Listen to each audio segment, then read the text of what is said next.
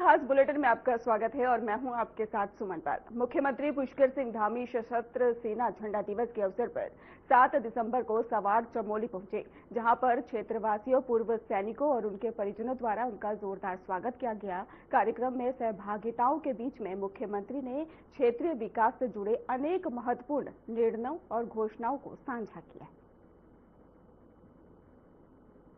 प्रणाम करते हुए राष्ट्र के लिए अपना सर्वोच्च निछावर करने वाले ऐसे वीर भूमि के सभी वीर सपूतों को प्रदेशवासियों की ओर से भी श्रद्धांजलि अर्पित करता हूं। ये मेरा सौभाग्य है कि मुझे इस 3 दिवसीय शहीद मेले के माध्यम से आप सबके बीच में आने का शुभ अवसर प्राप्त हुआ है। भाइयों बहनों, मैं स्वयं एक फौजी का बेटा हूं और इस वीर भूमि में आकर मुझे मेरे पिताजी द्वारा जो बचपन में अनेक कहानियां बहादुरी की हमारे सैनिकों की सुनाई गई थी, उन सभी कहानियों की मुझे याद आ रही थी जब मैं यहाँ आ रहा था, जिनमें युद्ध के समय अपने और अपने साथियों के किस्से सुनाया करते थे। इस छोटे से गांव से अनगिनत वीरों ने अपने साहस, पराक्रम और मातृभूमि के अटूट समर्पण से उत्तराखंड का नाम देश के इतिहास में हमेशा के लिए अमर कर दिया। चाहे कोई युद्ध रहा हो या कोई ऑपरेशन हुआ हो, सवाड़ के सपूतों ने हमेशा मातृभूमि की सेवा की है, अपने प्राणों की आहुति दी है, भारत माता की सेवा की है। ये सवाड़ गांव तो हमारे सैनिकों की फैक्ट्री है। अभी भी इतनी बड़ी संख्या में सेना में हमारे इस गांव के सैनिक वीर देश की सेवा में संलग्न है और मातृभूमि की रक्षा में जुटे हुए हैं।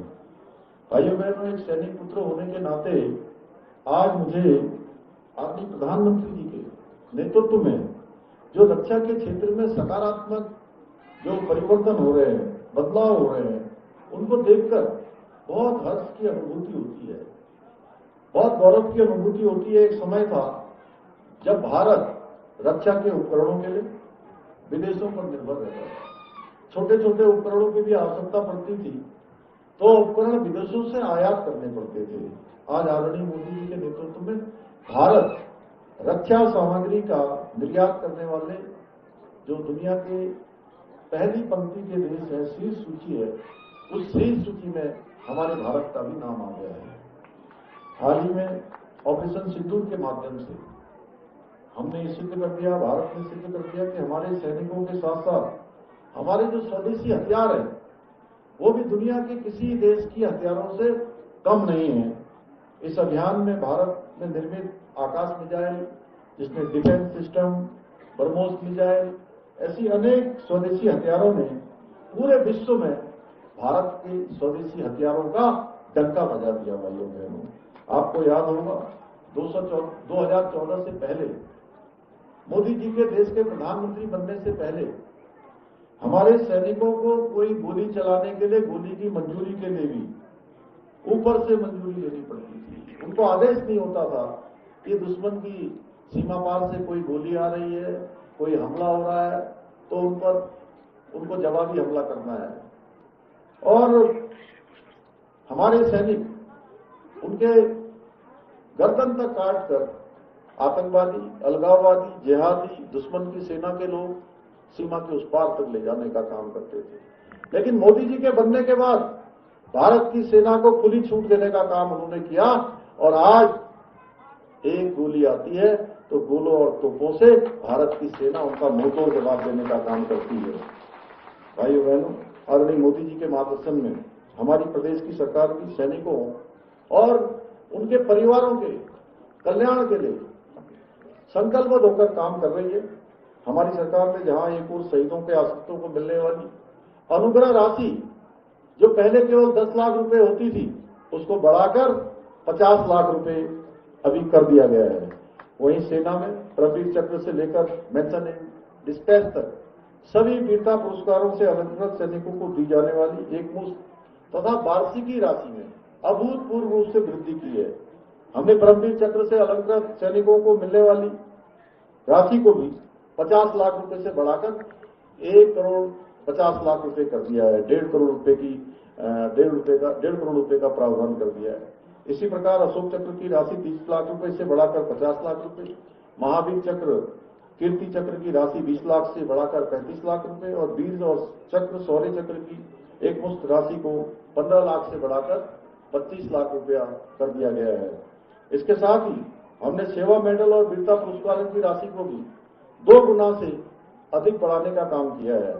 इतना ही नहीं, हमने जहां एक और बलिदानियों के परिवार के एक सदस्य को सरकारी नौकरी में समायोजित करने का निर्णय लिया है, वहीं सरकारी नौकरी में आवेदन करने का जो समय केवल 2 वर्ष का होता था उसको बढ़ाकर हमने 5 स्वदेशी हथियार हैं, वो भी दुनिया के किसी देश की हथियारों से कम नहीं है। इस अभियान में भारत में निर्मित आकाश मिसाइल, जिसमें डिफेंस सिस्टम, ब्रह्मोस मिसाइल, ऐसी अनेक स्वदेशी हथियारों ने पूरे विश्व में भारत के स्वदेशी हथियारों का डंका बजा दिया। भाइयों बहनों, आपको याद होगा 2014 से पहले, मोदी जी के देश के प्रधानमंत्री बनने से पहले हमारे सैनिकों को कोई गोली चलाने के लिए, गोली की मंजूरी के लिए भी ऊपर से मंजूरी लेनी पड़ती थी। उनको आदेश नहीं होता था कि दुश्मन की सीमा पार से कोई गोली आ रही है, कोई हमला हो रहा है तो उनको जवाबी हमला करना है। और हमारे सैनिक उनके गर्दन तक काट कर आतंकवादी, अलगाववादी, जिहादी, दुश्मन की सेना के लोग सीमा के उस पार तक ले जाने का काम करते थे। लेकिन मोदी जी के बनने के बाद भारत की सेना को खुली छूट देने का काम उन्होंने किया और आज एक गोली आती है तो गोलों और तोपों से भारत की सेना उनका मुंहतोड़ जवाब देने का काम करती है। भाइयों बहनों, आदरणीय मोदी जी के मार्गदर्शन में हमारी प्रदेश की सरकार भी सैनिकों और उनके परिवारों के कल्याण के लिए संकल्पबद्ध होकर काम कर रही है। हमारी सरकार ने जहां एक और शहीदों के आश्रितों को मिलने वाली अनुग्रह राशि जो पहले केवल 10 लाख रुपए होती थी उसको बढ़ाकर 50 लाख रुपए अभी कर दिया गया। वहीं सेना में परमवीर चक्र से लेकर मेंशन इन डिस्पैच तक सभी वीरता पुरस्कारों से अलंकृत सैनिकों को दी जाने वाली एक मुश्त तथा वार्षिकी राशि में अभूतपूर्व रूप से वृद्धि की है। हमने परमवीर चक्र से अलंकृत सैनिकों को मिलने वाली राशि को भी 50 लाख रुपए से बढ़ाकर 1 करोड़ 50 लाख रुपए कर दिया है। 1.5 करोड़ रुपए का प्रावधान कर दिया है। इसी प्रकार अशोक चक्र की राशि 30 लाख रुपए से बढ़ाकर 50 लाख रुपए, महावीर चक्र, कीर्ति चक्र की राशि 20 लाख से बढ़ाकर 35 लाख रुपए और वीर और चक्र, शौर्य चक्र की एक मुश्त राशि को 15 लाख से बढ़ाकर 25 लाख रुपया कर दिया गया है। इसके साथ ही हमने सेवा मेडल और वीरता पुरस्कारों की राशि को भी 2 गुना से अधिक बढ़ाने का काम किया है। इतना ही नहीं, हमने जहां एक और बलिदानियों के परिवार के एक सदस्य को सरकारी नौकरी में समायोजित करने का निर्णय लिया है, वहीं सरकारी नौकरी में आवेदन करने का जो समय केवल 2 वर्ष का होता था उसको बढ़ाकर हमने 5 वर्ष किया है। 5 वर्ष कर दिया गया है, जिससे कि उनको आगे किसी प्रकार की परेशानी न हो, समय से सभी लोग उस पर आवेदन कर सके। यही नहीं, हमने प्रदेश में बलिदानियों के आश्रितों को मिलने वाली नौकरी से पहले जो पूर्व परीक्षण है, उनके पुत्री विवाह अनुदान जैसी अनेक योजनाएं भी हम प्रदेश के अंदर संचालित कर रहे हैं। राज्य में वीरता पुरस्कार से प्राप्त सैनिकों और पूर्व सैनिकों की सरकारी बसों में यात्रा की निःशुल्क व्यवस्था करने के साथ साथ सेवारत व पूर्व सैनिकों हेतु 25 लाख रुपए की संपत्ति की खरीद पर स्टाम्प ड्यूटी में 25% की छूट भी प्रदान की जा रही है। इसके अतिरिक्त हम सैनिकों की, शहीद सैनिकों की स्मृति में चिरस्थायी बनाने के लिए हम देहरादून के गुनियाल गांव में भव्य सैन्य धाम का निर्माण भी करा रहे हैं, जो प्रत्येक उत्तराखंडी के लिए एक पावन स्थल होगा। भाइयों बहनों, इसके साथ साथ उत्तराखंड राज्य के अंदर उत्तराखंड की डेमोग्राफी और यहाँ के सांस्कृतिक मूल्यों को संरक्षित करने के लिए भी हम पूरी तरह से काम कर रहे हैं, जिससे कि आने वाले समय में हमारे बच्चों को सुरक्षित उत्तराखंड मिले। यहाँ किसी प्रकार के उनके साथ कोई असुरक्षा का भाव उनके मन में न रहे, उनका भविष्य उज्जवल हो, उनको राज्य की देवत्व के साथ जीने का अधिकार हो, राज्य की मूल अस्मिता के साथ कोई खिलवाड़ न हो, यहाँ की डेमोग्राफी खराब न हो, यहाँ के सांस्कृतिक मूल्य बने रहे और देवभूमि के जो मूल अस्तित्व है वो मूल अस्तित्व बना रहना चाहिए। कि ऐसा ना हो कि हमारी जमीनों पर आकर दूसरे लोग बस जाए, अपनी पहचान छुपाकर यहाँ पर घुसपैठ कर ले, तमाम प्रकार की सुविधाएं प्राप्त कर ले, उसके लिए हमने सत्यापन अभियान भी चलाया है। वीरता पुरस्कारों की राशि को भी 2 गुना से अधिक बढ़ाने का काम किया है। इतना ही नहीं, हमने जहां एक और बलिदानियों के परिवार के एक सदस्य को सरकारी नौकरी में समायोजित करने का निर्णय लिया है, वहीं सरकारी नौकरी में आवेदन करने का जो समय केवल 2 वर्ष का होता था, उसको बढ़ाकर हमने 5 वर्ष किया है। 5 वर्ष कर दिया गया है, जिससे कि उनको आगे किसी प्रकार की परेशानी न हो, समय से सभी लोग उस पर आवेदन कर सके। यही नहीं, हमने प्रदेश में बलिदानियों के आश्रितों को मिलने वाली नौकरी से पहले जो पूर्व परीक्षण है, उनके पुत्री विवाह अनुदान जैसी अनेक योजनाएं भी हम प्रदेश के अंदर संचालित कर रहे हैं। राज्य में वीरता पुरस्कार से प्राप्त सैनिकों और पूर्व सैनिकों की सरकारी बसों में यात्रा की निःशुल्क व्यवस्था करने के साथ साथ सेवारत व पूर्व सैनिकों हेतु 25 लाख रुपए की संपत्ति की खरीद पर स्टाम्प ड्यूटी में 25% की छूट भी प्रदान की जा रही है। इसके अतिरिक्त हम सैनिकों की शहीद सैनिकों की स्मृति में चिरस्थायी बनाने के लिए हम देहरादून के गुनियाल गांव में भव्य सैन्य धाम का निर्माण भी करा रहे हैं, जो प्रत्येक उत्तराखंडी के लिए एक पावन स्थल होगा। भाइयों बहनों, इसके साथ साथ उत्तराखंड राज्य के अंदर उत्तराखंड की डेमोग्राफी और यहाँ के सांस्कृतिक मूल्यों को संरक्षित रखने के लिए भी हम पूरी तरह से काम कर रहे हैं, जिससे कि आने वाले समय में हमारे बच्चों को सुरक्षित उत्तराखंड मिले। यहाँ किसी प्रकार के उनके साथ कोई असुरक्षा का भाव उनके मन में न रहे, उनका भविष्य उज्जवल हो, उनको राज्य की देवत्व के साथ जीने का अधिकार हो, राज्य की मूल अस्मिता के साथ कोई खिलवाड़ न हो, यहाँ की डेमोग्राफी खराब न हो, यहाँ के सांस्कृतिक मूल्य बने रहे और देवभूमि के जो मूल अस्तित्व है वो मूल अस्तित्व बना रहना चाहिए। कि ऐसा ना हो कि हमारी जमीनों पर आकर दूसरे लोग बस जाए, अपनी पहचान छुपाकर यहाँ पर घुसपैठ कर ले, तमाम प्रकार की सुविधाएं प्राप्त कर ले, उसके लिए हमने सत्यापन अभियान भी चलाया है। डेमोग्राफी को खराब न होने देने का हमने संकल्प करने का निर्णय लिया है। अब उत्तराखंड के सभी संचालित विद्यालय और मदरसों में जो सरकारी बोर्ड द्वारा मान्यता प्राप्त पाठ्यक्रम है वही पढ़ाया जाएगा, ताकि बच्चे हमारे राष्ट्रवादी शिक्षा से जुड़कर देश की प्रगति में योगदान दें, देश की गति में योगदान दें, न कि राष्ट्र विरोधी मानसिकता का शिकार बने। भाइयों बहनों, हमने राज्य में भ्रष्टाचार को समाप्त करने के लिए जीरो टॉलरेंस की नीति के तहत हम संकल्पित होकर कार्य कर रहे हैं। इसी का परिणाम है कि आज प्रदेश में पहली बार पिछले 3 वर्षों में हमने आईएएस, पीसीएस, आईएफएस स्तर के अधिकारियों सहित भ्रष्टाचार में लिप्त 200 से भी अधिक लोगों को जेल की सलाखों के पीछे पहुंचाने का काम भी सरकार ने किया है। भाइयों बहनों, अभी विधायक जी कह रहे थे इस क्षेत्र में इस वर्ष बहुत हमें भीषण आपदाओं का भी सामना करना पड़ा, और मैं भी यहाँ थराली हो, चाहे हमारा चेपड़ो क्षेत्र हो या कुंती हो या तुरमा हो, सभी क्षेत्रों में जहाँ भी आपदा आई और अधिकांश क्षेत्र आपदा से प्रभावित रहा है, हमारा प्रयास है एक तो कि उन सभी आपदा जो पीड़ित परिवार हैं, आपदा पीड़ित क्षेत्र हैं, उन क्षेत्रों में पुनर्वास का काम हो, उनके लिए सभी प्रकार से उनके साथ सरकार खड़ी हो, उस दिशा में हम काम कर रहे हैं। मैं प्रधानमंत्री जी का भी धन्यवाद करना चाहता हूं कि प्रधानमंत्री जी भी आपदा के समय में हमारे बीच में आए और हमारे सभी आपदा जो पीड़ित थे, उनके परिजन जिन्होंने हमको खोया है, हमने जिनको खोया है, उन सभी से उन्होंने उनसे बात की, उनको सभी को एक सहारा देने का काम किया, उनको सहायता का आश्वासन दिया और राज्य को हमको जो है तत्काल धनराशि भी उपलब्ध कराई है। हम सब लोग पूरी तरह से समर्पित होकर उस क्षेत्र को आगे बढ़ाने के लिए फिर से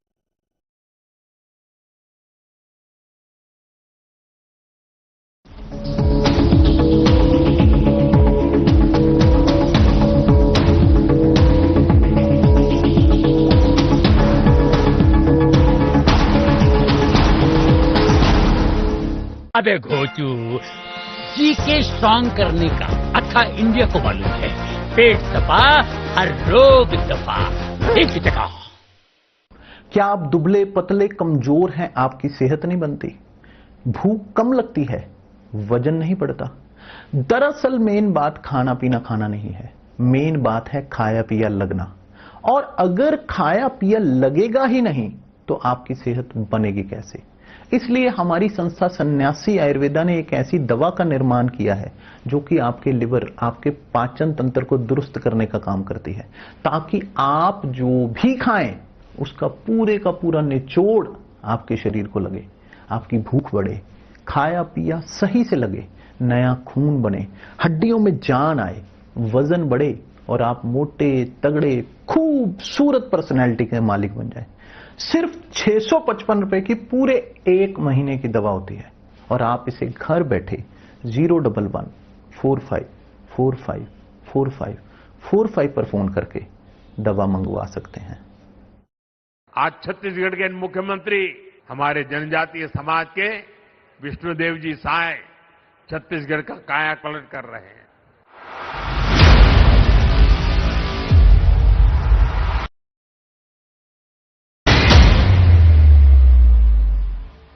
अटल जी ने छत्तीसगढ़ राज्य पहले आदिवासी संवार रहे हैं।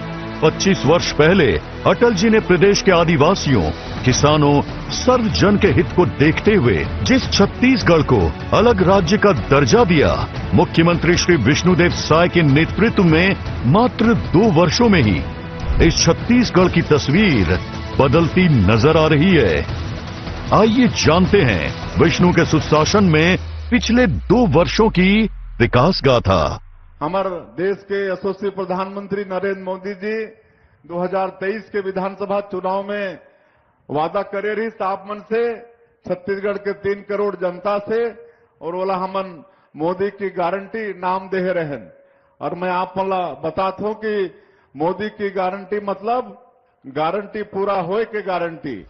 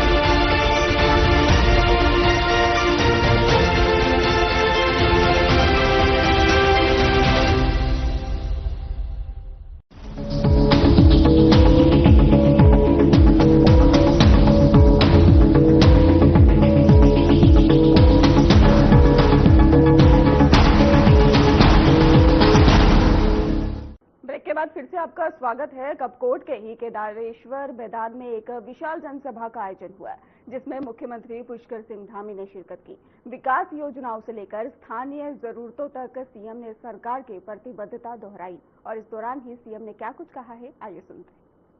और विकास कार्यों की योजनाओं की समीक्षा करते हुए आप सबके बीच में पहुंचा हूं, इसलिए मैं कह सकता हूं कि हमारी सरकार बागेश्वर और कपकोट क्षेत्र के विकास में कोई और कसर नहीं छोड़ रही है। और आज आप सभी का जिस प्रकार से मैं आप सबकी ऊर्जा देख रहा हूं, आप सबका उत्साह देख रहा हूं, और इतनी बड़ी संख्या में मैं देख रहा हूं गड़िया जी जितने पंडाल में लोग आए हैं उससे कहीं अधिक लोग पंडाल के आसपास भी हैं, कुछ छतों में भी हैं।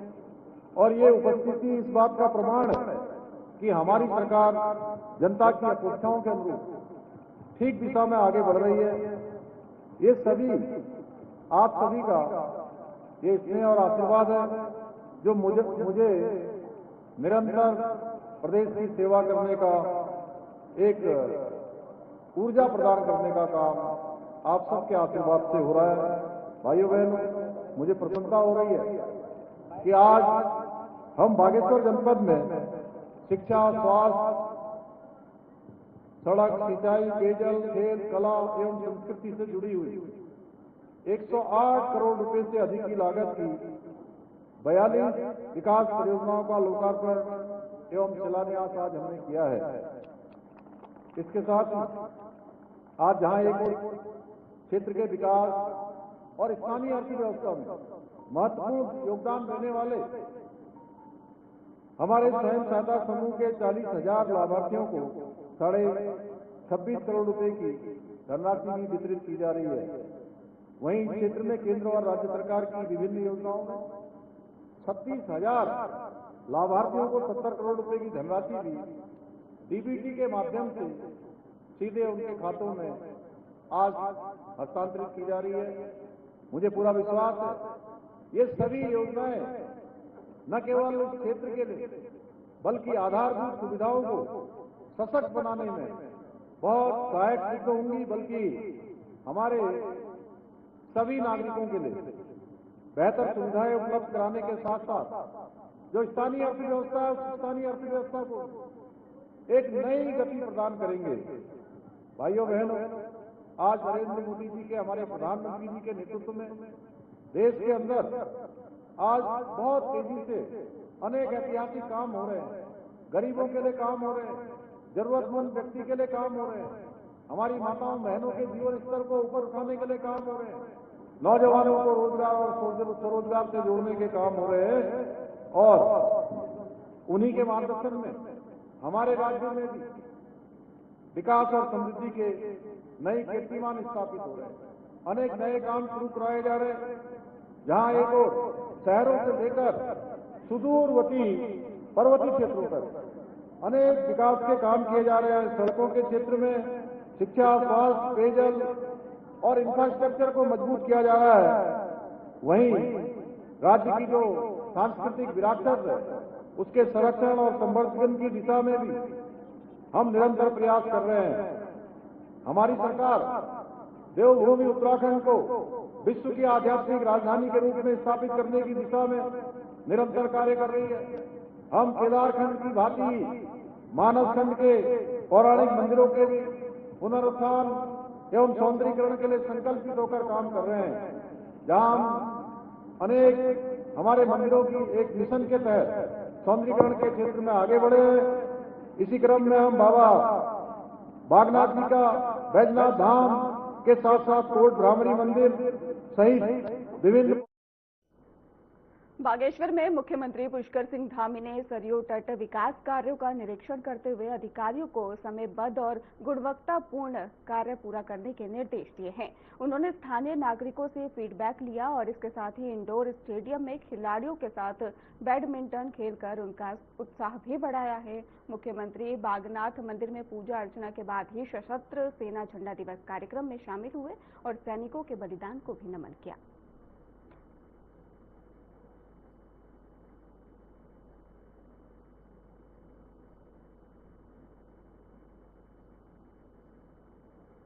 मुख्यमंत्री पुष्कर सिंह धामी ने अपने बागेश्वर जिले के दौरे के दौरान बागनाथ मंदिर पहुंचकर पूजा अर्चना की है और इस अवसर पर ही उन्होंने प्रदेश के सुख, समृद्धि और जन कल्याण की भी कामना की है। श्रद्धालुओं ने मुख्यमंत्री का भव्य स्वागत किया है और उन्हें आशीर्वाद दिया।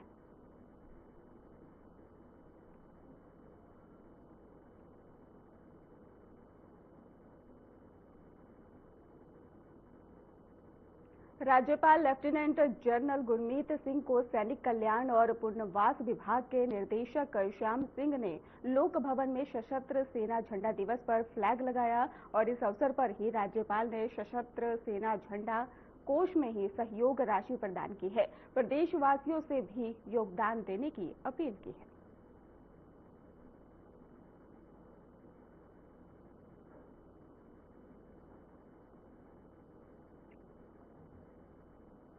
उत्तरकाशी पुलिस ने सड़क हादसों पर रोक लगाने के लिए सघन चेकिंग अभियान तेज कर दिया है।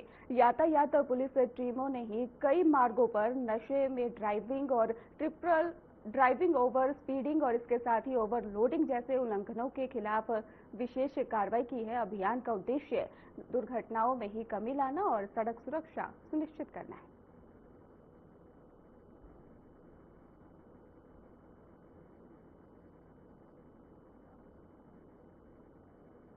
राजकीय बालिका इंटर कॉलेज नैनीताल में कानूनी और सामाजिक जागरूकता अभियान के तहत छात्राओं को समान नागरिक संहिता की विस्तृत जानकारी दी गई। कार्यक्रम में बताया गया है कि मुख्यमंत्री पुष्कर सिंह धामी के ही इसके साथ ही नेतृत्व में उत्तराखंड यूसीसी लागू करने वाला देश का पहला राज्य बन चुका है और जिससे सभी नागरिकों के लिए समान कानून व्यवस्था सुनिश्चित हुई है।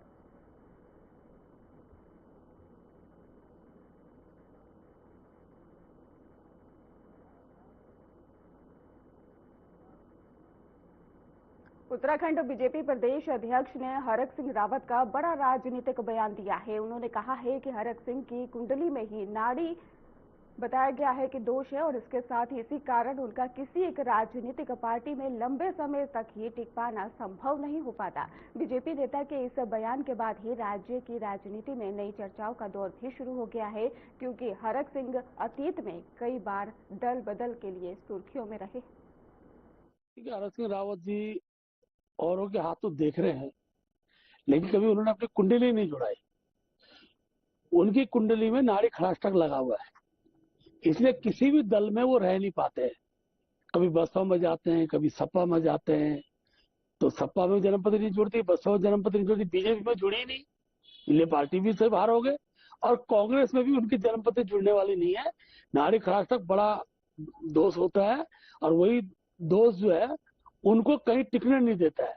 तो पहले वो अपनी जन्मपत्री किसी ठीक ठाक पंडित को दिखाएं। वैसे तो मैं भी पंडिताई का काम अब करता नहीं हूँ, लेकिन मैं उनकी जन्मपत्री बिना देखे बता सकता हूँ। नाड़ी खड़ाष्टक दोष बहुत जल्दी खत्म होने वाला है।